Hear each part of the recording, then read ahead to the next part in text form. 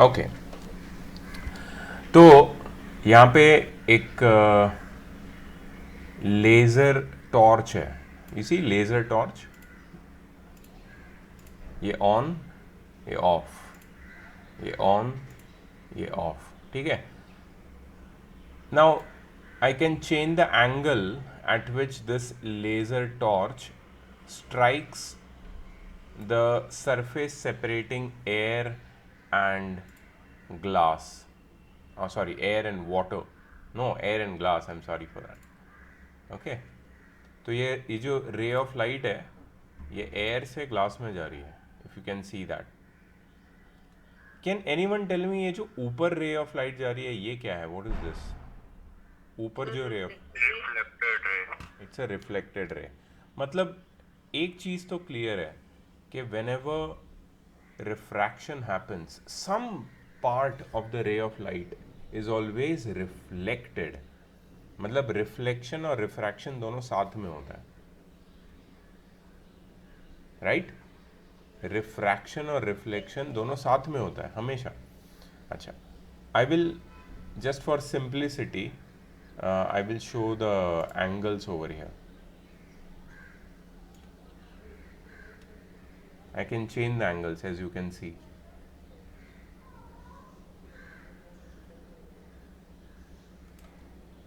Do you see ये वाला angle कितना है यहाँ पे? 28.6. And what about this angle? 28.6. दोनों इक्वल है। Angle of incidence is equal to angle of reflection, मैंने तुम्हें लास्ट चैप्टर में सिखाया था। बट ये जो नीचे वाला एंगल है जो ग्लास में बन रहा है, that is 18.6. Can any one tell me why this angle is lesser than the angle formed by incident ray with the normal? ये एंगल कम क्यों है? Sir because wait wait wait, raise your hand, raise your hand if you want to answer, raise your hand if you want to answer. Krishna, Krishna, can you try? yes sir because the light bends towards the normal when, कब bend होती है normal की तरफ? when it enters a different medium. No, please answer accurately. When it enters a different medium? No, that is not the right answer. Siddhi? Sir, it enters in denser medium. When it enters from rarer medium to denser medium, it bends towards the normal. It bends towards the normal. अच्छा, और एक चीज़ देखो, और एक चीज़ देखा मैंने, एक नया टूल निकाला है, उसमें लिखा है speed. What is the speed of light over here? क्या दिखा रहा है इसमें? 1c दिख रहा है तुम्हें? Can you see 1c? Yes sir. 1c का मतलब क्या होता है? c का मतलब क्या होता है? What do you mean by c? c का मतलब होता है Speed of light and vacuum. 3 times 10 to the power 8 meter per second. That is speed of light in vacuum or air. Correct? अच्छा, now see the light, speed of light over here. How much is the speed of light? 0.7. 0.67 c. Is that more or less than before? Is that decreased or increased? Yes. It has decreased. Speed of light कम हो गई. So whenever the ray of light travels from rarer medium to denser medium, it bends towards the normal and its speed decreases. ये दो चीज़ें हमने देखी, ठीक है। अच्छा, what about reflection? इसकी स्पीड कितनी होगी? Same. सेम। रिफ्लेक्शन में तो स्पीड चेंज नहीं होती है because it is just bouncing back into the same medium, ठीक है। सो स्पीड भी हमने चेक कर ली। Okay,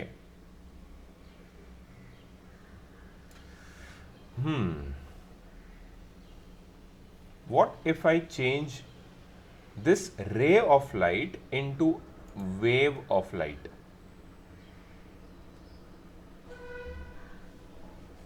And I will make it little slower so you can see. Okay, let me keep it normal only. So your screen is frozen. Is my screen frozen? No, sir. No, it is not frozen. Sir, it seems to be. Yeah, because it is a kind of a video. Animation is going on right now. If you can see this, these waves are actually entering from one medium to another medium and they are bending. I'm showing waves of light. Okay, I can change the color also. You can see I'm changing the color. Yes, sir. I will give you the link of this thing. You can play with it whole day. It's a toy. Okay, it's a very good interactive thing where you can understand how rays of light or waves of light travel and get refracted and whatnot. Okay. Anyways, getting back to the waves. Acha, what about this? What color of light am I showing right now? Indigo. So this is on the violet side, right? This is more on the violet side. Okay. What about now? Red. Yeah. So for any color of light, when it enters from one transparent medium to another transparent medium, it will always bend. It will always bend. It will always show refraction. What if the ray of light is going from the same medium to the same medium, glass to glass? What happens Sir, now? then it will not bend. Why? Sir, because it is just a continuation of same thing. Sir, it's the same thing. Because it is there is no change in the refractive index if you can see closely. Okay, if I now make it glass to air, can you see the change of the nature of bending? Where is the ray of light bending now? Away from Away from the normal. Very good. It is bending away from the normal. Angle of incidence is smaller than the angle of refraction. Angle of refraction बढ़ गया अभी. Do you see that? Speed के साथ क्या होगा, कोई बता सकता है? So speed will increase. Okay, let's see. यहाँ पे 0.67 c है एंड यहाँ पे 1 c. So the speed increased. I'm not even taking out these tools. ये तुम लोग के लिए छोड़ता हूँ. जब तुम लोग खेलोगे तो तुम लोग ये इंटेंसिटी, टाइम एक्सप्लोर, ठीक है, और find out whatever you can find out. अच्छा, just see this. This is one magic I want to show you.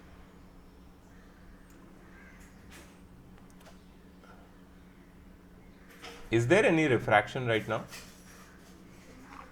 Of course there is refraction, but this refraction is just bending of light. Just change of speed of light. See, the speed of light will change. 0.67 and 1. Speed change हुआ ना? Bending नहीं हुआ है सिर्फ. Refraction तो यहाँ पे भी हो रहा है, सिर्फ बेंडिंग नहीं हो रहा है. एंड मैंने तुम्हें बताया था रिफ्रैक्शन दोनों होता है. एंड जब एक मीडियम से दूसरे मीडियम में रे ऑफ लाइट जाती है तो स्पीड तो चेंज होती ही है, and that is part of refraction. Okay, now see what happens. I am slowly increasing the angle of incidence. Can you see that? Yes, sir. आराम से देखना, अभी कुछ होने वाला है. क्या हो गया? क्या हो गया यहाँ पे? What happened? Refracted ray. यहाँ पे रिफ्रैक्टेड रे दिख रही है तुम्हें? Sir, the refracted Can you see ray- the refracted ray right now? Yes, sir. Okay, you can see the refracted ray. ध्यान से देखना.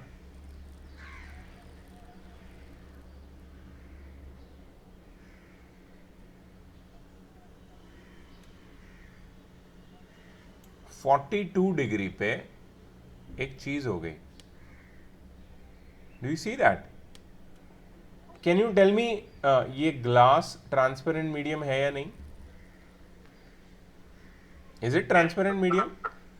Yes, sir. ओके, तो यहाँ पे तो ये रे ऑफ लाइट बाहर निकल रही थी ना. रे ऑफ लाइट बाहर निकल सकती है ना, ट्रांसपेरेंट मीडियम है. अचानक 42 डिग्री के बाद क्या हो गया? रे ऑफ लाइट, मतलब ये ग्लास मिरर की तरह क्यों बिहेव कर रहा है? ये ग्लास का दिमाग खराब हो गया क्या हो गया इसको? Why is this glass thinking that it is mirror? Do you see that happening, that magic? The glass is behaving like mirror. Yes. This is known as total internal reflection, and this happens when the ray of light is incident from denser medium to rarer medium. After a certain angle of incidence, the ray of light does not escape out. It is reflected inside only, and this is known as total internal reflection. ये तुम्हारे syllabus में नहीं है, but still I just wanted to show you that something like this can happen. Okay? सो ये हो गया तुम्हारा refraction का थोड़ा सा brush up from last lecture. Sir, yes. sir, the speed of light differs from color as well, right? In air, no. Yes. In air, no. In air, every color of light travels with the same speed. In other media, yes. In other media, different colors have different speeds, but I'm not sure whether they will be able to show it over here or not, but yes, they do have 0.66. 0.66. Let me just check with some other color. Sir, Yes, 0.67. You see, wait, did you see the change in speed? Yes, sir. किसके लिए ज़्यादा है speed? Red. Red के लिए ज़्यादा है. So red light has more speed than violet light, but that is only in a medium which is not air और vacuum. Apart from air और vacuum, in some other medium.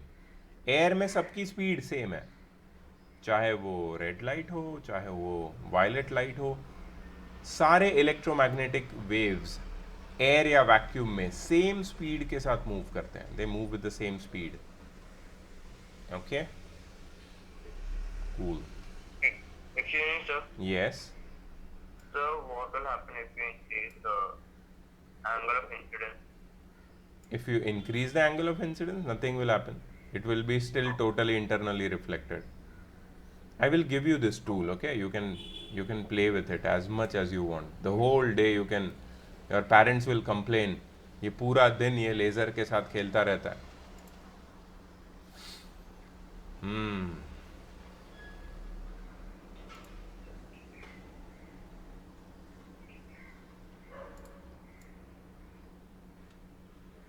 ठीक है.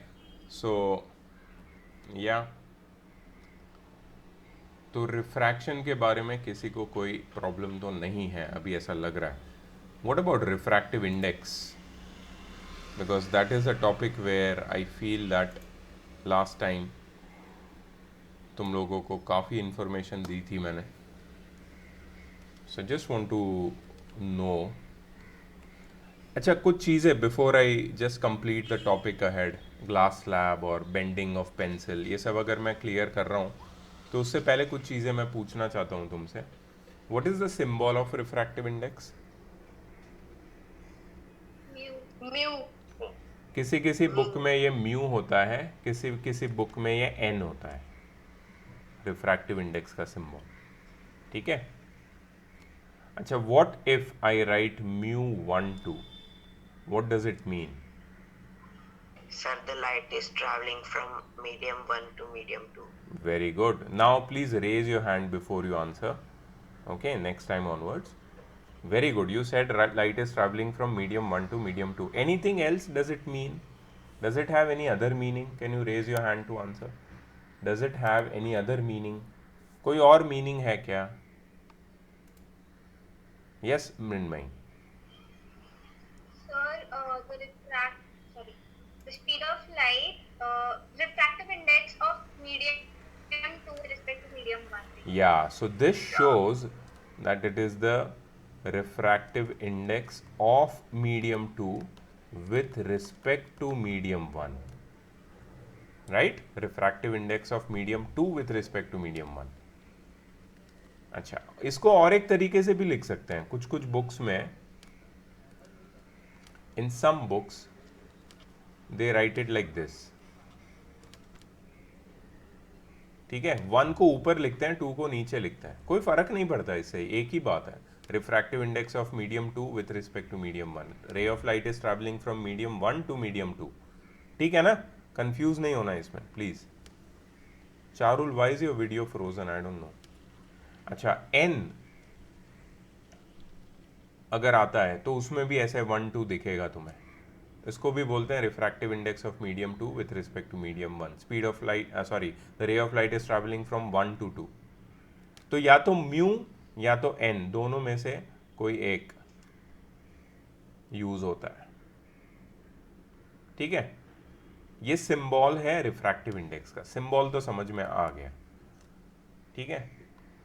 चलो, इसका फॉर्मूला कौन बताएगा, रेज योर हैंड प्लीज, इसका formula कौन बताएगा, formula, formula, Aditi,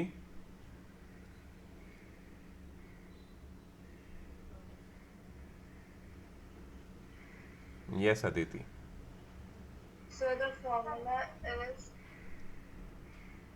I just want one formula. There are two formulae. I just want one formula. Yes, Aditi.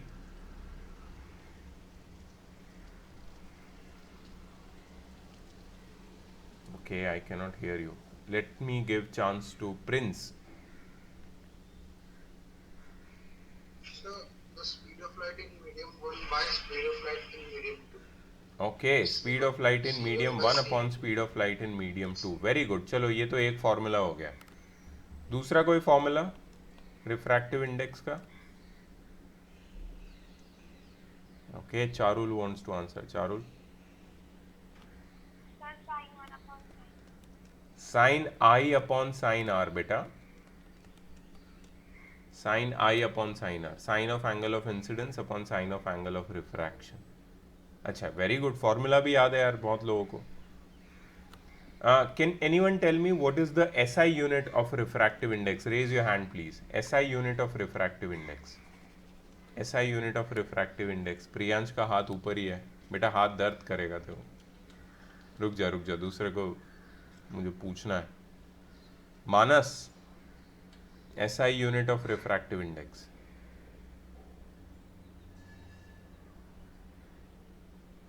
क्या हो गया मानस, तुम्हारी एग्जाम आ रही है, ये चैप्टर आने वाला है उसमें, मुझे लगा रिवीजन करके आएगा। Keshar will answer. So I don't have any. SI unit. Very good. Yes, sir. Very good. Absolutely correct. Refractive index is a pure number. It does not have SI unit because it is the ratio of two similar quantity. It has no SI units. ठीक है?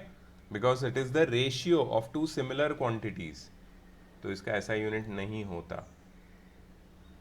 याद रखो इसको। अच्छा, दूसरा और एक question है, छोटा क्विज जैसा हो गया, बहुत मज़ा आ रहा है मुझे। Refractive index of medium 1 with respect to medium 2 and refractive index of medium 2 with respect to medium 1, इनके बीच में क्या रिलेशनशिप है? ये भी मैंने बताई थी last time. What is the relationship? Priyansh बता दे चल। So one is the reciprocal of the other. और their product is equal to 1, ऐसे बोलूं तो चलेगा ना? एक ही बात है ना? So refractive index of medium 2 with respect to medium 1 is the reciprocal of refractive index of medium 1 with respect to medium 2. ये भी हमने पढ़ा था last time. Okay, last questions are coming up about the absolute refractive index. Absolute refractive index of glass. कोई बता सकता है इसका मीनिंग क्या है? What do you mean by absolute refractive index? और उसका फॉर्मूला चाहिए मुझे स्पीड ऑफ लाइट के टर्म्स में। एब्सोल्यूट रिफ्रैक्टिव इंडेक्स क्या है और उसका फॉर्मूला क्या है? Kaushal, mister Kaushal will answer. Sir, when a ray of light enters from air to a given media, then the refractive index is called absolute refractive index. Very good. When the ray of light enters from air to any given media या vacuum to any given media, the refractive index is known as absolute refractive index. मतलब यहाँ पे एक बात पक्की है कि रे ऑफ लाइट कहाँ से आएगी, एयर से या फिर वैक्यूम से, और कहाँ पे जाएगी, किसी भी ट्रांसपेरेंट मीडियम में, चाहे वो वाटर हो या ग्लास हो, कुछ भी हो. तो ये है एब्सोल्यूट रिफ्रैक्टिव इंडेक्स का सिंबल. ये किसका एब्सोल्यूट रिफ्रैक्टिव इंडेक्स है, ग्लास का. तो यहाँ मैं आगे ए लिखूं या ना लिखूं, ये क्लियर है कि रे ऑफ लाइट एयर या वैक्यूम से ही आके आ रही है ग्लास में. अरे प्रणव, वेरी गुड यार, तेरा कैम कंटिन्यूस ऑन है और तेरा इंटरनेट को इश्यू भी नहीं है आज. बहुत बढ़िया, बहुत अच्छी बात है. प्रणव, मेरे को पता है इसका formula, absolute refractive index of glass का फॉर्मूला क्या है.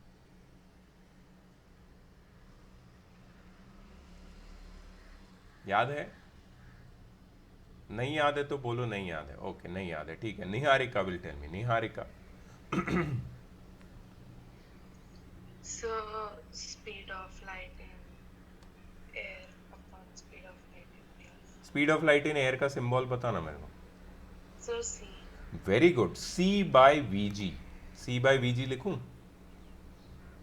Yes. सही है. Okay, very good. So absolute refractive index of glass is C by Vg. That is when the ray of light travels from air or vacuum to the glass. Absolute refractive index of water. Open mic. Anyone can answer. The formula. C by VW. Very good. बहुत बढ़िया, बहुत अच्छे. Okay. I think we have revised everything. और कुछ बचता है क्या? Okay, yeah, yes. One thing is left. What is the value of absolute refractive index of air? बहुत easy question दिया है. What is the value of absolute refractive index of air? 1. Very good. What is the value of absolute refractive index of water? 1.3 bar. And what is the value of absolute refractive index of glass? 1.5. Very good. ये याद रखनी quantities. चल रहा है, internet चल रहा है. Sunday, हाँ, मम्मी पापा घर पे हैं तो प्रणव का कैमरा बहुत अच्छे से चल रहा है. हाँ प्रणव, तुम्हारे पापा कब फोन करेंगे उर्मी मैम को? उर्मी मैम को बात करनी है तुम्हारे पापा से.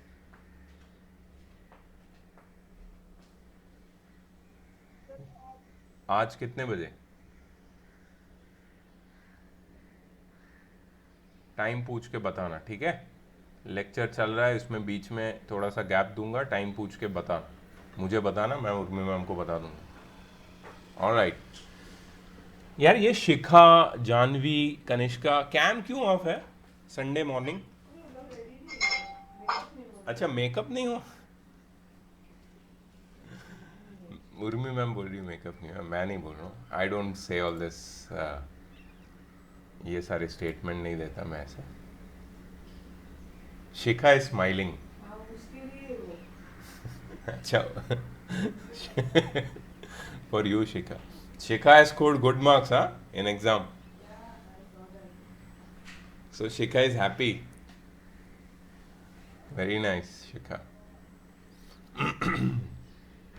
जानवी, कनिष्का, किधर हो तुम लोग? सो तो नहीं रहे लेक्चर चालू करके?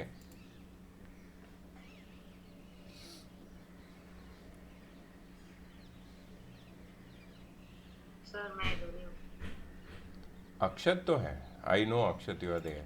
आई am asking about Janvi, Kanishka. Sir, I'm also here. What happened to your eye, Kanishka? Sir, I don't know. Now both the eyes are having the same issue. So that means it is an infection, na? Yes, sir. So did you go to the doctor?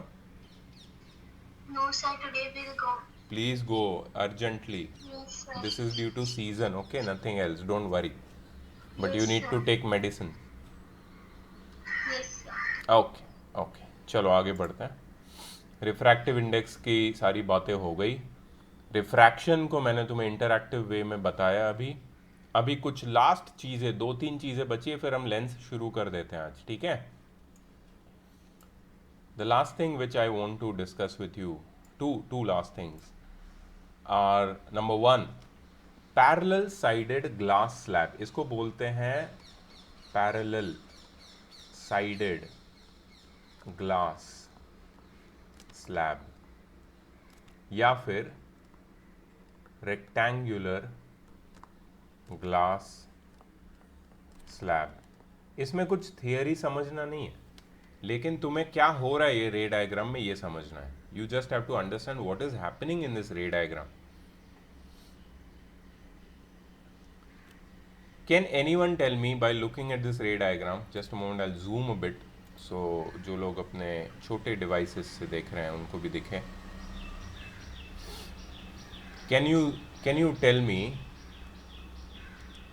what is this ray of light known as?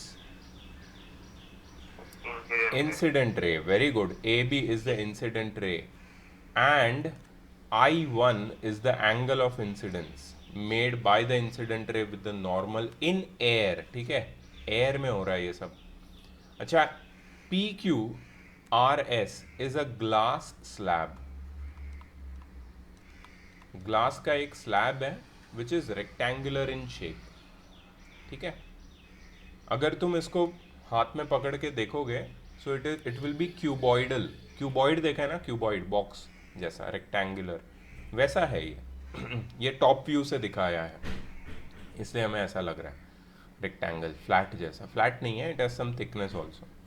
Anyways, the ray of light enters this rectangular glass slab. तो हमें पता है ना क्या होगा, ऐसा तो नहीं हमें नहीं पता है, we know it.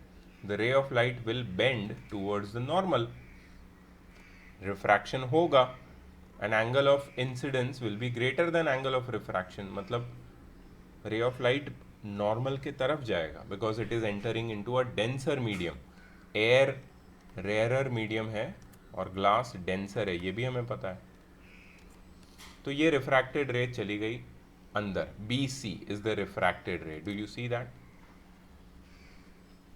This is the refracted ray. अच्छा, C पे वापस रे ऑफ लाइट एनकाउंटर करती है surface separating two media. C पे वापस रे ऑफ लाइट एनकाउंटर करती है surface separating two media and C से ये रे ऑफ लाइट बाहर निकलेगी एयर में, मतलब वापस उसकी जर्नी होगी denser to rarer medium. And whenever a ray of light enters from denser to rarer medium, it bends away from the normal. Its speed increases. ठीक है, see that?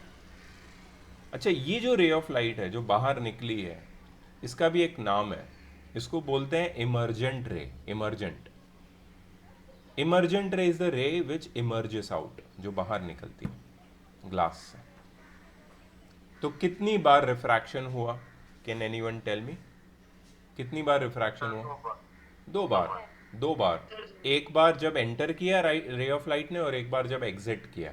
2 बार रिफ्रैक्शन हुआ, देखो, एक बार जब एंटर किया और एक बार जब एग्जिट किया, है ना। अच्छा, अब यहाँ पे जो रिफ्रैक्शन है ना, इसका एक पर्टिकुलर पैटर्न है, वो पैटर्न को समझो। पैटर्न ये है कि जब तुम इंसिडेंट रे ऑफ लाइट को आगे प्रोड्यूस करोगे, when you produce the incident ray of light like this dotted line, you will see that incident ray and the emergent ray are parallel to each other. Incident ray का जो path है ना और emergent ray जो बाहर निकलने वाली रे है, वो दोनों एक दूसरे से parallel है। मतलब इनके बीच में कोई एंगल नहीं बन रहा है, ये तो parallelly shift हो चुकी है incident ray after entering and exiting from through a glass slab. So ये जो phenomena है, that is the phenomena of parallel shifting of ray of light through when it passes through a glass slab, इसको बोलते हैं lateral displacement। ये phenomena का नाम है lateral displacement, remember that, lateral displacement। So lateral displacement is a phenomena when ray of light enters and exits from a glass slab and it shifts parallelly to its original path. It is the lateral displacement. अब ये जो lateral displacement है ना, ये कुछ factors पे depend करता है. ठीक है, सो factors affecting the value of lateral displacement. Please इसको नोट करो.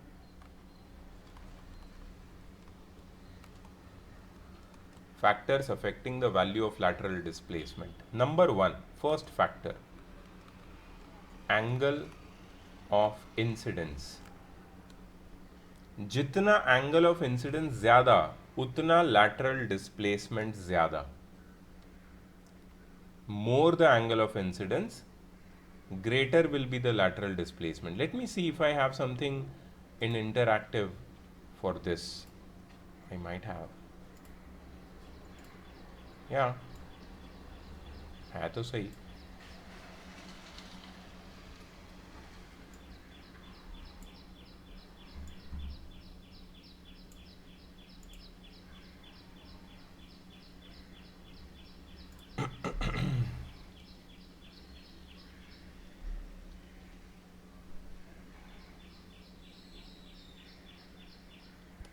क्या तुम्हें दिख रहा है लैटरल डिस्प्लेसमेंट हो रहा है? Yes, sir. वो सिर्फ एक्सटेंड नहीं किया है रे ऑफ लाइट को, इसलिए थोड़ा सा क्लियर नहीं है. बट अगर एक्सटेंड करोगे तो बहुत अच्छे से दिखेगा ये लैटरल डिस्प्लेसमेंट. ये भी मैं जो लिंक भेजूंगा तुम खेल सकते हो इसके साथ. So there is a lateral displacement. देखो मैं एंगल ऑफ इंसिडेंस बढ़ा रहा हूँ, लैटरल डिस्प्लेसमेंट बढ़ रहा है. Can you see that? ये एंगल ऑफ इंसिडेंस छोटा है तो लैटरल डिस्प्लेसमेंट भी कम है. Can you see that? Can you please tell me yes और नो? ये मैंने एंगल ऑफ इंसिडेंस बढ़ाया, लैटरल डिस्प्लेसमेंट भी बढ़ गया. I just want you to acknowledge that. अच्छा, ये तुम्हें अगर नहीं समझ में आ रहा है, प्रोट्रैक्टर लेके यहाँ पे रख दो इसको घुमा के, तो तुम्हें एग्जैक्ट पता चल जाएगा.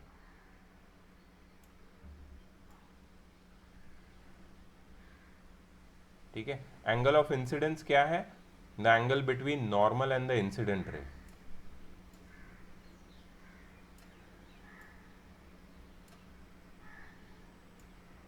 अरे ये घूमेगा कैसे? अच्छा यहां से.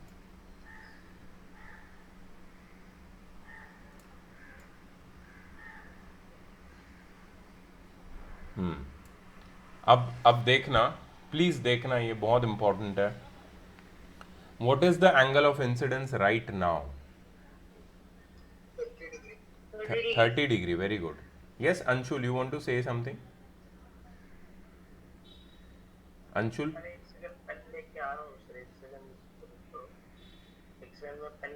भाई सब पूरी दुनिया रोक दो, पेन लेने जा रहे हो. जाओ भाई जल्दी जाओ, 1 सेकंड में आ जाना वापस. फ्लैश की तरह जा, flash. So if I decrease the angle of incidence, lateral displacement will decrease. If I increase the angle of incidence, lateral displacement will increase. So factors affecting lateral displacement में सबसे पहले आता है angle of incidence. Second आता है refractive index of glass. ठीक है, या फिर इसको मैं ऐसे भी लिख सकता हूँ. ऐसे क्यों लिख रहा हूँ मैं इसको? ऐसे लिखता हूँ, absolute refractive index of glass. ये जो ग्लास है उसके रिफ्रैक्टिव इंडेक्स पे भी डिपेंड करता है. अब तुम बोलोगे सर ग्लास का रिफ्रैक्टिव इंडेक्स तो फिक्स होता है 1.5. ऐसा नहीं होता है, अलग अलग टाइप के ग्लास होते हैं.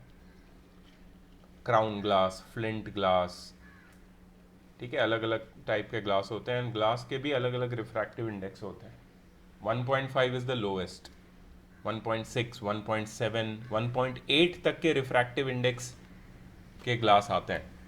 ठीक है, तो ग्लास के रिफ्रैक्टिव इंडेक्स जितना ज़्यादा होगा उतना लैटरल डिस्प्लेसमेंट ज़्यादा होगा, क्योंकि बेंडिंग उतना ज़्यादा होगा.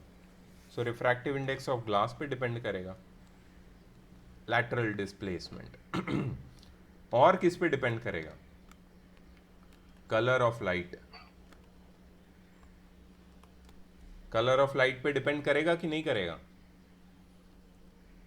मुझे बताओ किसके लिए लैटरल डिस्प्लेसमेंट ज्यादा होगा, रेड के लिए या वायलेट के लिए? वायलेट के लिए. यहाँ पे तो सब में सेम ही दिखा रहा है, लेकिन एक्चुअली वायलेट के लिए थोड़ा ज़्यादा होगा। यहाँ पे एंगल्स दिखाए नहीं है, नहीं तो मैं तुम्हें मेजर करके दिखा देता। मतलब Because violet bends a lot. yes, exactly, because violet bends more than red light. Red light has a longer wavelength, it does not bend much, ठीक है। violet bends more, so color of light पे भी तुम्हारा lateral displacement depend करता है, ठीक है।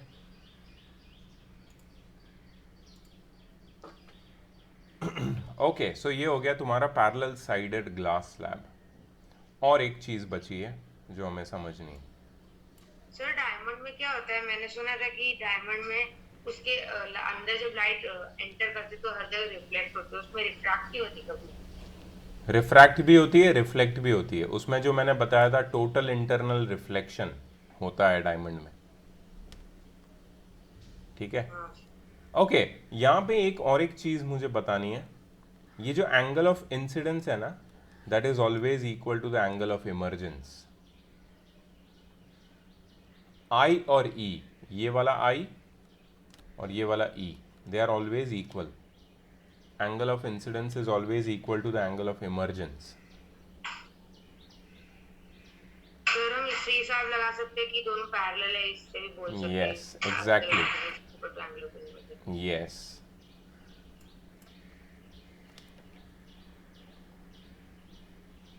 तो ये बीकर वाला भी नहीं किया था। Yes.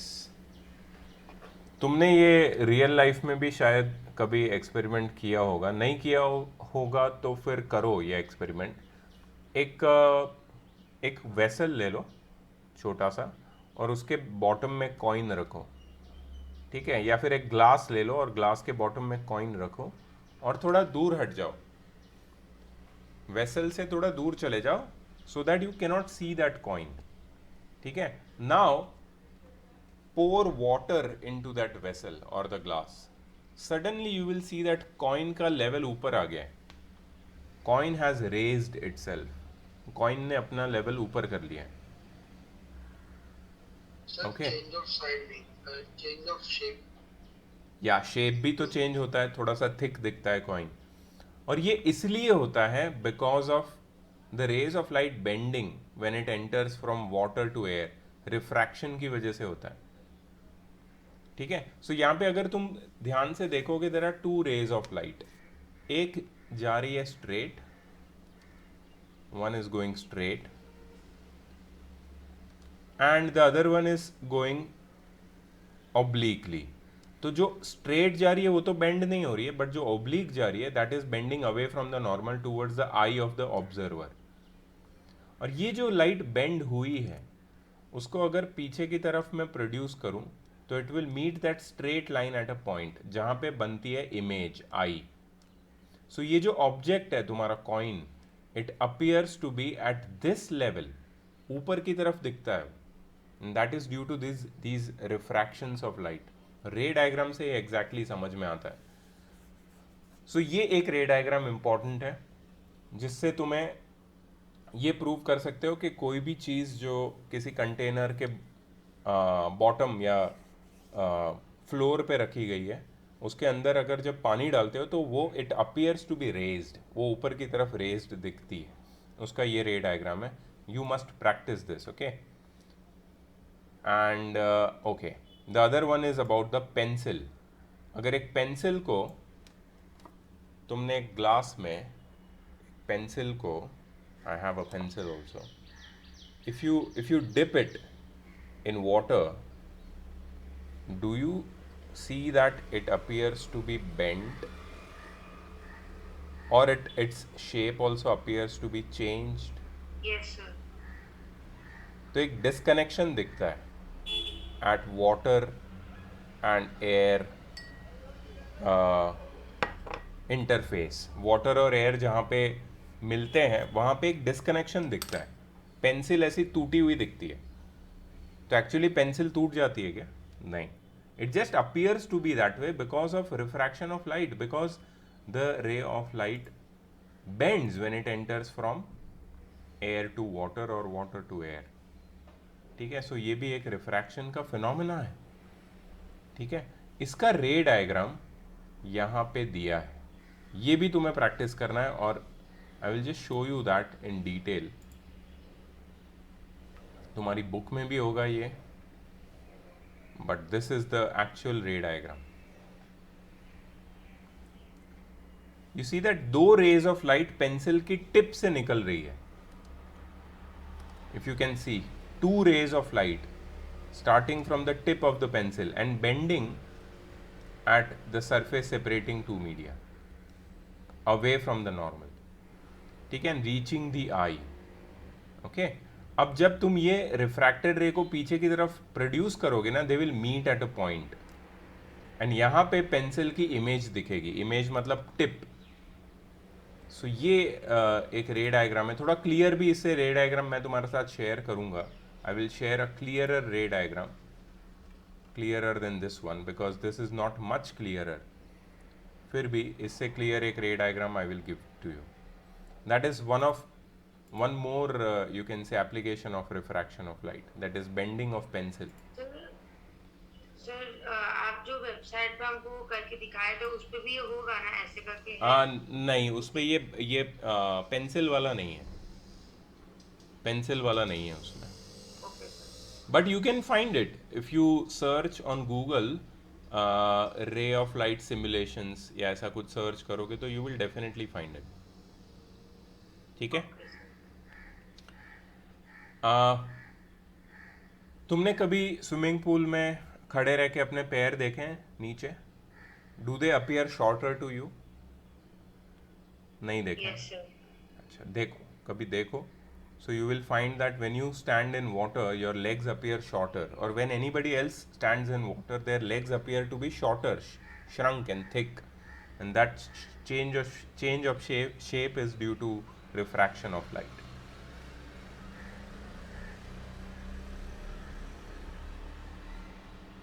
Okay, so let's do some numericals. यहाँ भी है न्यूमेरिकल्स, लेकिन मेरे पास अलग से भी है. And those are little bit more concise. Let's do them.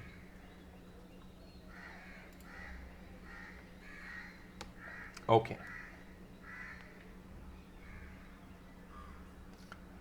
Just look at question number 11. Define Snell's law of refraction. Snell's law of refraction मैंने लास्ट टाइम बताया. स्नेल्स लॉ ऑफ रिफ्रैक्शन क्या है? That refractive index is equal to sine I upon sine r. The sine of angle of the ratio of sine of angle of incidence to the sine of angle of refraction is always constant for a given pair of media, and that constant is known as refractive index. A ray of light is incident on a glass slab at an angle of 60 degree. मतलब I कितना है? 60 degree.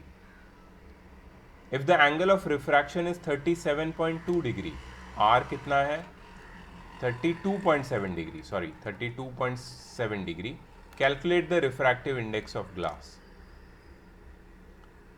So we'll simply apply the formula. Refractive index of glass is equal to sine I upon sine R. And that is sine 60 upon sine of 32.7. अब यहाँ बहुत सारे बच्चे बोलेंगे sir ये तो हमें पता ही नहीं है, how do we find this? तो डोंट वरी, तुम्हें क्वेश्चन में ये वैल्यू देंगे. And as you can see in the question they have given you the value. See, ये मैंने पहले भी बताया था कि ये वैल्यूज़ तुम्हें क्वेश्चन में मिल जाएगी. Don't worry about it. So you just have to substitute the values. ठीक है. सो साइन 60 है 0.866. सो साइन 60 की जगह न्यूमरेटर में I will write 0.866 upon sine 32.7 0.540. 0.540. चलो फटाफट कैलकुलेशन करो and find the refractive index of glass. Come on.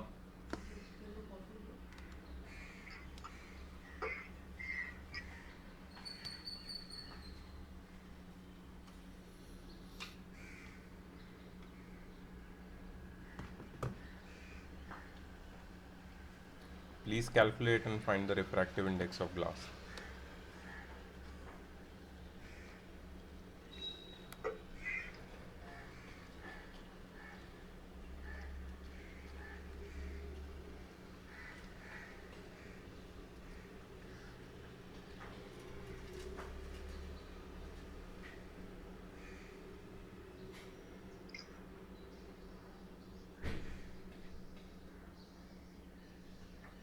Sir, 1.603. Okay, someone has got the value. Yes, confirm. 1.57. 1.57. 1.603. 1.603 is 1.603. maximum people saying. What is the SI unit? What is the unit which I will put here? No unit. No unit. It is just a number. It is just a number. ठीक है? It has got no unit. Okay. So ये हो गया पहले type का question. Second type का question है ये. The speed of light in vacuum and in two different glasses is given in the table below. Vacuum में स्पीड ऑफ लाइट है 3 times 10 to the power 8 metre पर second. Glass में flint glass एक type का glass होता है जिसमें speed of light है 1.86 times 10 to the power 8 and crown glass में 1.97 times 10 to the power 8. Calculate the absolute refractive index of flint and the crown glass. Absolute refractive index of flint glass. Absolute refractive index of crown glass. Flint glass का absolute refractive index क्या होगा? C by VFG.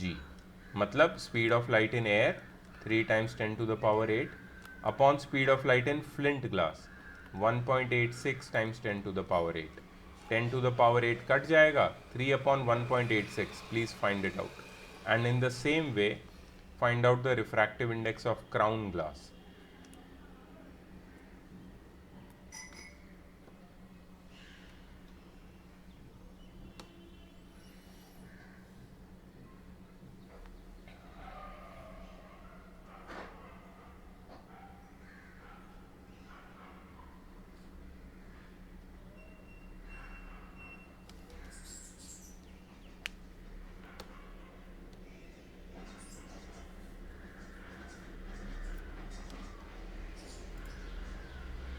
Okay,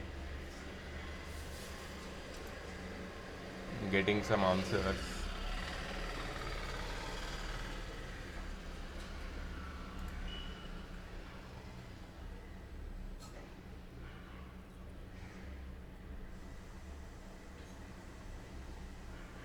Okay, I've got 2 answers, both the answers from 2-3 people.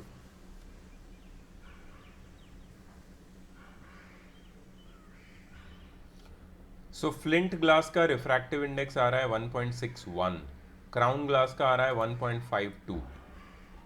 Very good those who answered. Flint glass का है 1.61, 1.52 है crown glass का. Okay now look here, ये तो बहुत अच्छे से तुमने ढूंढ लिया, फॉर्मूला भी यूज करना आ गया, न्यूमेरिकल्स कर रहे हो तुम. But okay, very good, but there is one more question which is little bit tricky. Calculate the refractive index for light going from the crown glass to the flint glass. Crown से flint glass अगर रे of light जाएगी तो refractive index क्या होगा? देखो, refractive index of light going from crown glass to flint glass will be equal to, बहुत easy है ये, will be equal to VCG by VFG. very good, speed of light in crown glass upon speed of light in flint glass.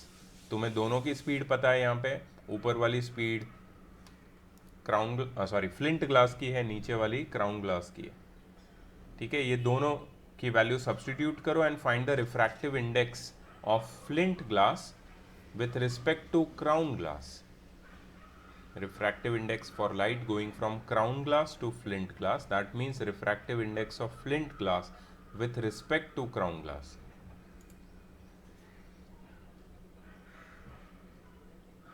Okay, Aditi has already got the answer. Anyone else? Okay, Gitika also has got. Very nice, very nice. 1.059. I hope you don't have calculators. इतना जल्दी calculation तो मतलब 1.059.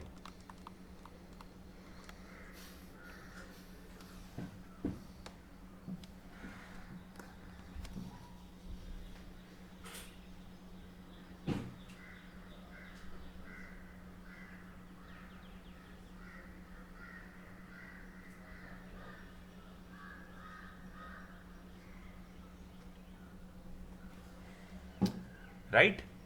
1.059. Very good. Let's do some more questions.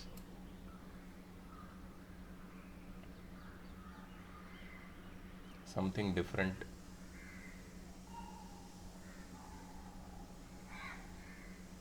Okay, I think you can do it. Easy a question. Speed of light in water is 2.25 times 10 to the power 8 meter per second, and in vacuum is 3 times 10 to the power 8 meter per second. Calculate the refractive index of water.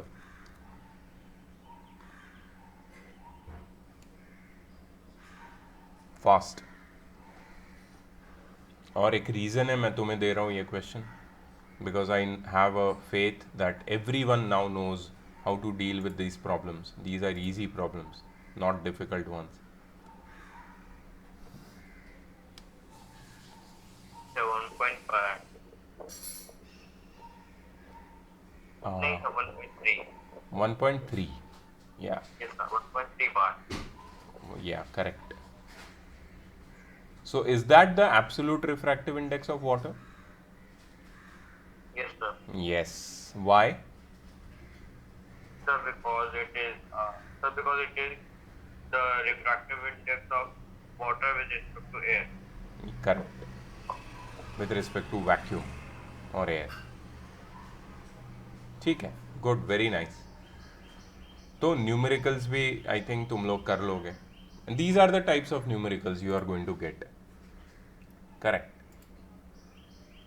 ठीक है. तो मेरे हिसाब से refraction तुम्हें अब basics तो तुम्हें बहुत अच्छे से समझ गया है, and we are ready to take it ahead. The next topic guys, are you ready for the lenses?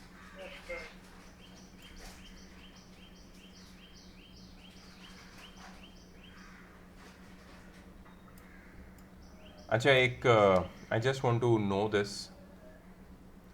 APJ students, APJ students, are you Yes, getting sir. this? Are you getting this chapter, full chapter in your exam, which is coming up? No, sir, only till mirror. Only till mirror you are getting? Lens formula, she is saying, I guess. Yes, sir. Lens formula. Yes, sir, lens. Lens formula. Okay. Up to lens formula you are getting.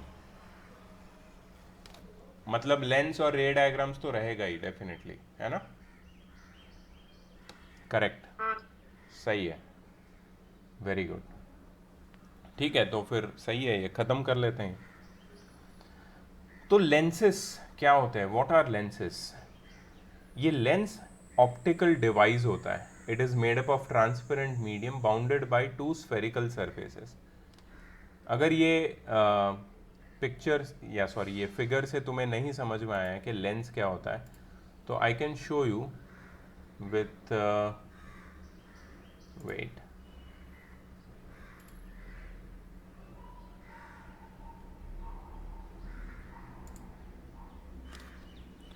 Optical lens,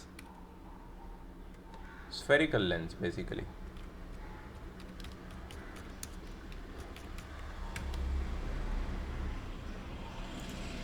sir lens तो वो आई में लगाते ना चश्मे वाले लोग. So that you mean by that contact lens. हाँ तुम जो बोल रहे हो वो contact lens है. तो सर वो सेम नहीं है. नहीं. ये जो ग्लासेस होते हैं ना, स्पेक्टिकल्स, उसके अंदर ये जो ये ग्लास दिख रहा है तुम्हें ट्रांसपेरेंट, दैट इज अ हाँ, lens. That is a lens. and we are concerned with this lens. Okay, also the contact lens and also the lens which is inside our eye. हमारे आँख के अंदर भी एक लेंस होता है naturally एक लेंस होता है, नेचुरल लेंस है वो भी, वो सारे लेंस की बात कर रहे हैं हम, लेकिन जब हम लेंस की बात करते हैं फिजिकल लेंस, वो ऐसा दिखता है. Do you see in front of you कैसा है लेंस? स्क्रीन पे दिख रहा है तुमको? रुको इसको लेके आते हैं अपन. तो किसी को ये क्यूरियोसिटी होगी ना, ये लेंस दिखता कैसा है, क्योंकि फिगर से नहीं समझता है हमेशा. सो this is how it looks like. Glass होता है basically, it is made up of glass and it is transparent, but it is bounded by spherical surfaces, मतलब कर्व्ड होता है. फ्लैट वो रेक्टेंगुलर ग्लास स्लैब जैसा नहीं होता है, कर्व्ड होता है. या तो बाहर की तरफ बल्ज्ड आउट होता है जैसे तुम्हारे पहले दो लेंस, और जो पीछे वाला लेंस यहाँ पे दिख रहा है वो अंदर की तरफ केव्ड इन है, ऐसा अंदर की तरफ केव्ड इन होता है. So either it is caved in और बल्ज्ड आउट. स्फेरिकल सरफेसेस मतलब कर्व्ड सरफेसेस से बना हुआ ट्रांसपेरेंट ग्लास का पीस होता है लेंस. ठीक है, इसके थ्रू जब लाइट गुजरता है तो how does the light behave, ये हमें समझना है. How does the light behave when it passes through the lens, मतलब लेंस के थ्रू जब रे ऑफ लाइट पास होगी तो रिफ्रैक्शन कैसे होगा, how will the refraction happen, that we have to study. Refraction through lenses, actually ये chapter का जो मेन पार्ट है वो लेंसेस है. रिफ्रैक्शन तो एक उसका एक इंट्रोडक्शन था, but the thing which you have to study are the lenses. Okay, so as you can see here, lenses are of two types, convex and concave. Let me see if I can get a figure of or a picture of a convex lens.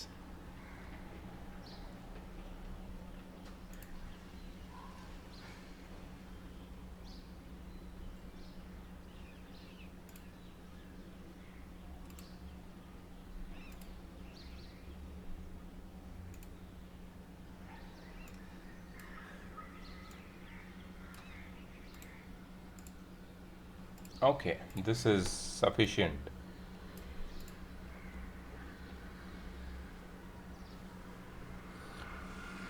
So we have to study two types of lenses, convex lens and concave lens, and not any other type of the convex or concave, but equiconvex and equiconcave. You see the difference between those two? Equiconvex has both the surfaces bulged outwards, बाहर की तरफ bulged है, और concave में दोनों surfaces अंदर की तरफ bulged है, अंदर की तरफ bulged मतलब caved in, they are hollow, like अंदर की तरफ curved. ठीक है, so convex के साथ एक term याद रखो, bulged out. concave के साथ एक term याद रखो, caved in. bulged out, caved in. ठीक है, that is one thing you should remember. There are other types of convex and concave lenses. Plano-convex, जिसमें एक साइड प्लेन और एक साइड bulged out होती है. Biconvex, जिसमें दोनों साइड bulged out होती है, but there is no equality. When there is no equality, you understand? And converging or you can say concavo-convex or converging meniscus or concavo-convex. You don't have to remember that in fact. Similarly, concave में plano-concave, biconcave and convexo-concave or diverging meniscus. You don't have to remember the last one. Even you don't have to remember any one of them. सिर्फ ये जो first वाले types है उसी को हमें focus करना है. ठीक है, दैट इज इक्विकॉन्वेक्स एंड इक्विकॉन्केव. वो कैसे दिखते हैं उसको ध्यान से देख लो और उसमें कभी गलती मत करना. So can you tell me कि ये कौन सा लेंस है फर्स्ट वाला?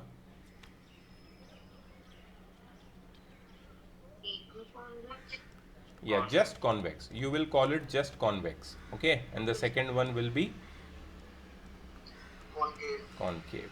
अच्छा, ये बनते कैसे हैं ये लेंसेज कैसे बनते हैं, हाउ दे आर मेड? तो remember that when two or more spheres they merge with each other, they fuse with each other. Glass के स्फीयर, सॉलिड ग्लास के स्फीयर्स जब एक दूसरे के साथ फ्यूज करते हैं, उससे उनकी स्फेरिकल सरफेसेस से ये लेंस क्रिएट होता है. So lenses are made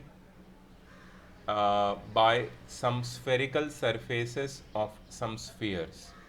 Lenses are made using the spherical surfaces of some spheres. कुछ spheres है, उनकी spherical surfaces को use करके हम लोग ये lenses बनाते हैं. Remember that. So this is how a convex lens is formed. दो sphere को ले लिया मैंने और दोनों को fuse कर दिया, तो convex lens बना. ठीक है. और कॉन्केव लेंस देखो कैसे बनाए यहाँ पे. I just clear out this mess.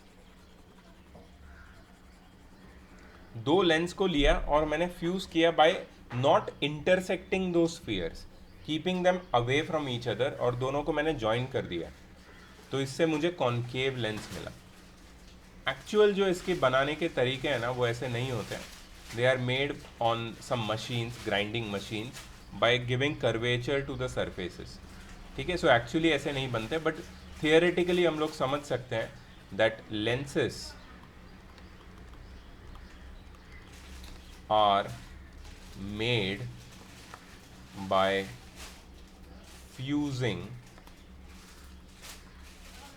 The transparent hollow spheres together. ठीक है. theoretically lenses are made by fusing the transparent hollow spheres together. ये hollow भी हो सकते हैं, solid भी हो सकते हैं. spheres कैसे भी हो सकते हैं, उनको जब तुम ट्रांसपेरेंट स्फीयर्स को जब तुम फ्यूज करोगे साथ में, तो इससे लेंसेज बनेंगे. इंटरसेक्ट करने से कॉन्वेक्स लेंसेज बनेंगे, और थोड़ा डिस्टेंस में फ्यूज करने से कॉन्केव लेंस बनेगा. ठीक है.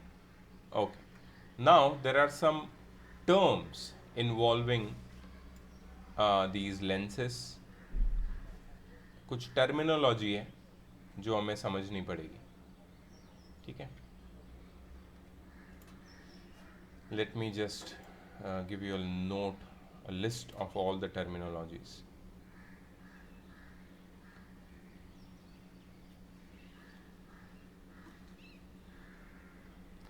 सबसे पहले है प्रिंसिपल एक्सिस. जब हम रे डायग्राम बनाएंगे ना, तो प्रिंसिपल एक्सिस बहुत इंपॉर्टेंट है. एंड आई थिंक अभी तुमने मिरर्स पढ़े हैं, तो प्रिंसिपल एक्सिस तो तुम्हें पता होनी चाहिए, क्योंकि मिरर्स के रे डायग्राम में भी प्रिंसिपल एक्सिस का यूज किया था हमने. So can anyone define principal axis for mirrors? Mirror की प्रिंसिपल एक्सिस डिफाइन करो. Sir, may I try? Yes. Sir, it is the line, imaginary line which passes from the center of curvature. Very good. Actually, not center of curvature. Center of curvature and the pole. पोल और centre of curvature दोनों से पास होती है. तो यहाँ पे एक छोटा डिफरेंस है. यहाँ पे पोल नहीं है. वी डोंट हैव अ पोल. पोल की जगह पे एक नया टर्म आ गया यहाँ पे, which is this optical centre. क्या बोलते हैं इसको? Optical centre. दिख रहा है? ये होता है बिल्कुल सेंटर ऑफ द लेंस में. लेंस के सेंटर में होता है ऑप्टिकल सेंटर. तो प्रिंसिपल एक्सिस का नया डेफिनेशन मैं बताता हूं. Principal axis is the imaginary line passing through the centre of curvature and the optical centre of any lens. किसी भी लेंस के ऑप्टिकल सेंटर और सेंटर ऑफ कर्वेचर से पास होने वाली जो स्ट्रेट लाइन है, उसको हम लोग बोलते हैं principal axis. So this is the principal axis. ये वाली प्रिंसिपल एक्सिस है. Can you see this straight line? ठीक है. प्रिंसिपल एक्सिस हो गई. प्रिंसिपल एक्सिस के बाद the next definition is of optical center. Optical centre क्या होता है? प्रिंसिपल एक्सिस तो ऑप्टिकल सेंटर से पास होती है, लेकिन ऑप्टिकल सेंटर खुद क्या होता है? So optical centre is such a point inside a lens that any ray of light passing through it does not get refracted and passes undeviated. अगर कोई भी रे ऑफ लाइट ऑप्टिकल सेंटर से पास करेगी, लेट मी मेक अ रे of light passing through the optical centre. Suppose ये रे of light है, ये ऑप्टिकल सेंटर से पास कर रही है, तो ये रिफ्रैक्ट नहीं होगी, डेविएट नहीं होगी, बेंड नहीं होगी. It will pass through as it is without getting deviated. Optical center is such a point through which if a ray of light is incident, it passes undeviated after refraction. Optical center is such a point through which a ray of light is incident, it passes undeviated after refraction. It passes undeviated after refraction. Refraction के बाद ये bend नहीं होती है, ये undeviated पास करती है. ठीक है, that is called optical centre. Okay, next मैंने यहाँ पे डेफिनेशन लिखी भी ऑप्टिकल सेंटर की, if you can C on your screen. Optical centre is a point through which if a रे of light is incident, it passes without deviation after refraction. तुम लोग ये लिख लोगे तो अच्छा होगा यार. प्रिंसिपल एक्सिस भी मैंने बोला ओरली, कोई नोट कर रहा है क्या, या तुम लोग सिर्फ सुन रहे हो? हाँ सर. प्लीज नोट करो, बाकी के लोग भी. प्रिंसिपल एक्सिस अगर किसी ने नोट नहीं किया, मैं फिर से बोलता हूँ. It is a imaginary line और imaginary straight line passing through the centre of curvature and optical centre of a lens. इसमें भी थोड़ा एक चेंज करेंगे. Optical centre is a point through which a ray of light is incident, it passes without deviation after refraction through a lens.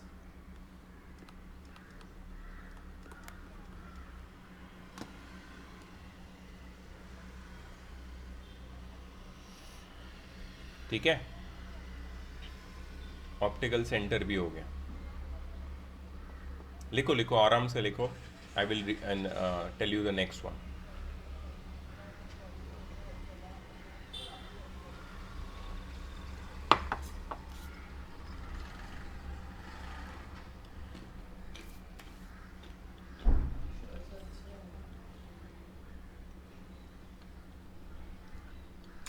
भेजा है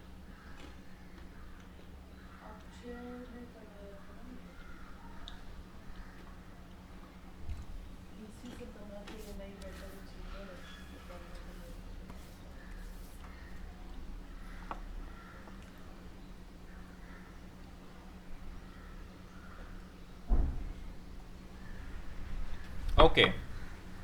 the next definition is centre of curvature. Centre of curvature यहाँ नहीं दिख रहा है तुम्हें. Maybe I will show you with, या I can show you over here. ये जो लेंस है, मैंने तुम्हें पहले ही बताया था कि थियोरेटिकली ये जो लेंस है, ये दोनों सरफेसेस लेंस की दो स्फीयर के पार्ट है. They are part of two spheres. The surfaces of both the surfaces of a lens are part of two spheres. ये दोनों स्फीयर का जो सेंटर होता है ना, उसको सेंटर ऑफ कर्वेचर बोलते हैं. ओके, सेंटर ऑफ कर्वेचर क्या होता है? Centre of curvature is the centre of a sphere of which the surface of the lens is a part. Let me I think yes. तुम्हें दिख रहा है ये C मैंने यहाँ पे बनाया हुआ है. ये तुम्हारा लेआउट है रे डायग्राम का, और उसमें ये C दिख रहा है. सेम सेंटर ऑफ कर्वेचर की डेफिनेशन हमने मिरर में भी पढ़ी हुई है, कोई नया टर्म नहीं है, but still I am again saying you the definition with respect to a lens. तो अगर तुम इमेजिन करो, let me just zoom out a bit and show you, yes, अगर तुम इमेजिन करो कि ये लेंस दो स्फीयर से बना है, इसकी दोनों सरफेस दो अलग अलग स्फीयर से बनी है, तो एक स्फीयर कुछ ऐसा होगा, दिख रहा है, ये रेड डॉटेड लाइन में एक स्फीयर बना है जिसकी हाँ सर, जिससे ये वाली सरफेस बन रही है, और एक स्फीयर है यहाँ पे जिससे ये वाली सरफेस बन रही है। ये जो ब्लू स्फीयर है उसका सेंटर यहाँ है, ये जो रेड स्फीयर है उसका सेंटर यहाँ है। तो ये दोनों लेंसेज की दोनों सरफेस दो स्फीयर्स से बनी है, और ये दोनों स्फीयर के सेंटर को सेंटर ऑफ कर्वेचर बोलते हैं। तो मैं ओरली बोल रहा हूँ ये डेफिनेशन, सेंटर ऑफ कर्वेचर की डेफिनेशन बता रहा हूँ मैं, ठीक है। मैंने विजुअली तो तुम्हें बता दिया कि सेंटर ऑफ कर्वेचर क्या होता है, ओरली मैं बता रहा हूँ भी इसकी definition. Center of curvature of a lens, of a spherical lens, remember, center of curvature of a spherical lens is the center of a sphere. Center of curvature of a spherical lens is the center of a sphere of which the surface of the lens is a part. ये lens की surface जिस sphere का part है, उस sphere के centre को centre of curvature बोलते हैं। Centre of curvature of a spherical lens, center of curvature of a spherical lens is the center of a sphere of which the surface of the sphere is a part, or surface of the center of curvature of an spherical lens is the center of a sphere of which the surface of the lens is a part. फिर से बोलता हूँ, center of curvature, mirror तो मानस, mirror तो आई don't no, मेरे को भेजा है क्या? अच्छा ओके, एक मिनट रुक जा, क्या चैट में भेजा तुमने मेरे को?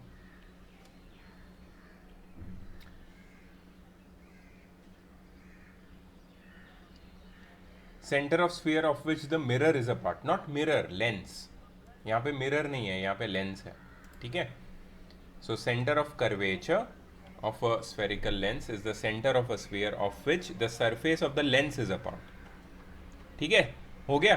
अब सेंटर ऑफ कर्वेचर की डेफिनेशन में हम लोग रेडियस ऑफ कर्वेचर बना देंगे।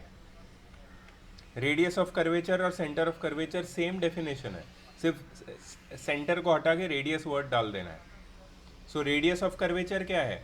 रेडियस ऑफ कर्वेचर, रेडियस किसकी है? Whose radius are we talking about? Radius of the sphere, मतलब यहाँ से लेके यहाँ तक। Yes No, sir. I was just saying the atmosphere. Yeah, so this is the radius, radius of curvature. ठीक है, रेडियस क्या है? वो स्फीयर की रेडियस। तो रेडियस ऑफ कर्वेचर भी डिफाइन करना बहुत इजी है। Radius of curvature of a spherical lens, radius of curvature of a spherical lens is the radius of a sphere, is the radius of a sphere of which the surface of the lens is a part, of which the surface of the lens is a part. Radius of curvature of a spherical lens is the radius of the sphere of which the surface of the lens is a part. मतलब हमारे lens की surface जिस sphere का part है, उस sphere के radius को radius of curvature बोलते हैं। सेम मिरर जैसी डेफिनेशन है ये भी। ठीक है, सो 4 डेफिनेशन हो गई अपनी, principal axis, optical centre, centre of curvature, radius of curvature. अब आती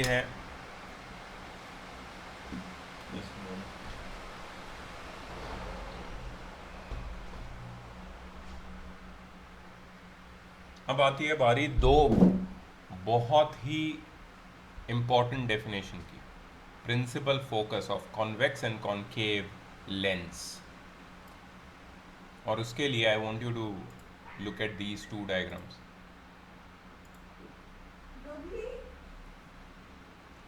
figure number 1 and 2।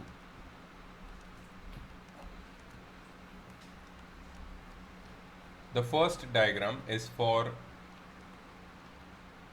principal focus of a convex lens. The second diagram is for principal focus of a concave lens.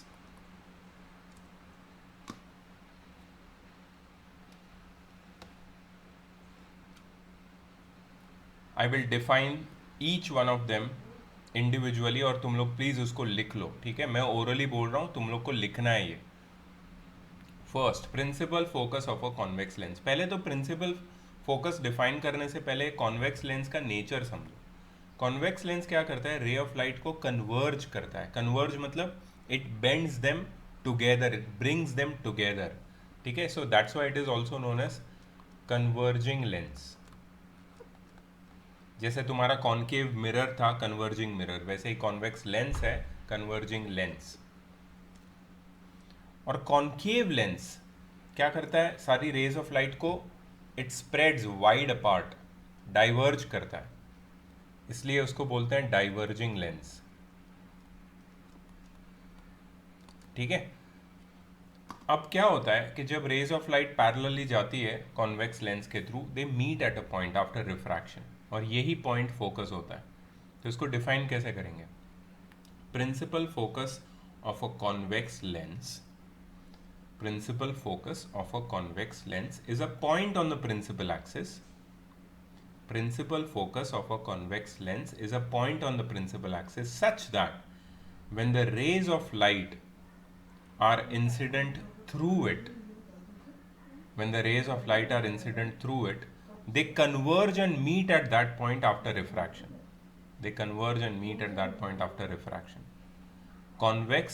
Principal focus of a convex lens is a point on the principal axis. ये एक point होता है जो कहाँ पे होता है? Principal axis के ऊपर ही होता है, ठीक है? Such that when the parallel rays of light are incident towards it, they converge and meet at that point after refraction. ये rays of light, जो parallel rays of light इसके ऊपर इंसिडेंट हुई है, ये कन्वर्ज करके इस पॉइंट पे मिलती है आफ्टर रिफ्रैक्शन, ठीक है? So that is the principal focus of a convex lens. Then comes the principal focus of a concave lens. Sir, can you please repeat? I will repeat it. Wait. Principal focus of a convex lens is a point on the principal axis such that when the rays of light are incident towards a convex lens, they converge and meet at that point after refraction. ये converge करती है refraction के बाद और इस point पे जाके मिलती है.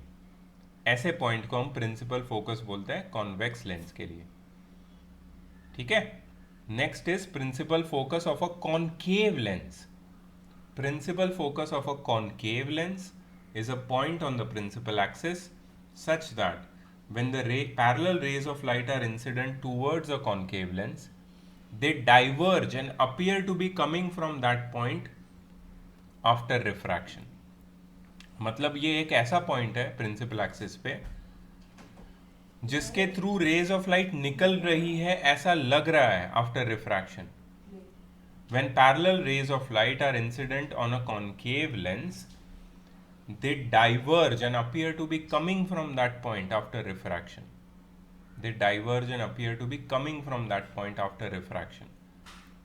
ठीक है? So that is the principal focus of a concave lens, ठीक है? I hope everybody has taken the note of it.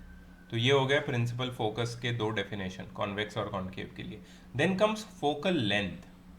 ये फोकल लेंथ क्या होती है? Focal length is the distance between focus, principal focus and optical center. The distance between principal focus and optical center is known as focal length. O और F का distance, optical center और principal focus का distance, focal length, ठीक है? अच्छा, focal length का definition तो बहुत इजी था, distance between optical centre and principal focus. But focal length का एक फॉर्मूला भी है, मतलब इसका एक रिलेशनशिप है with radius of curvature. Focal length is always half the radius of curvature. focal length is always half the radius of curvature और radius of curvature is always double the focal length. मतलब इस figure में अगर मैं तुम्हें दिखाऊं, अगर ये डिस्टेंस फोकल लेंथ है और ये 5 सेंटीमीटर है, so can anyone tell me ये डिस्टेंस मतलब सेंटर ऑफ कर्वेचर कितना होगा? 10 सेंटीमीटर. Very good. ठीक है. So always remembers radius of curvature is double the focal length और focal length is half the radius of curvature. ठीक है. सो ये सारे लेंस की सारी टर्मिनोलॉजी हो गई और लेंस कैसे बिहेव करते हैं, किस टाइप के होते हैं, ये सब हो गया यहाँ पे. अब हमें पढ़ने हैं रे डायग्राम्स जो आज के लेक्चर में पॉसिबल नहीं है because it will become too much today. So ray diagrams I am going to teach in the coming week. In the coming week listen to me, I am going to take extra lecture in the coming week क्योंकि मेरे ICSE batches के exam चल रहे हैं तो उनके कुछ lectures मुझे मिलेंगे फ्री, तो तब मैं लूँगा तुम्हारे रे डायग्राम्स का लेक्चर. ठीक है. And everybody has to attend that lecture. तो रे डायग्राम्स और तुम्हारा लेंस फॉर्मूला ये सब ख़त्म हो जाएगा. Now I have few tasks for the students of CBSE batch and also for others who want to take part in this task. ये सिर्फ उनके लिए नहीं है, सबके लिए टास्क दे रहा हूँ मैं. Your phone.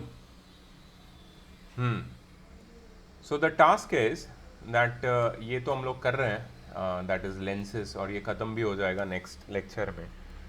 But there is one more chapter of maths which we want to start. That is AP, Arithmetic Progression. तो इसके मैंने कुछ वीडियो शेयर किए. ठीक है.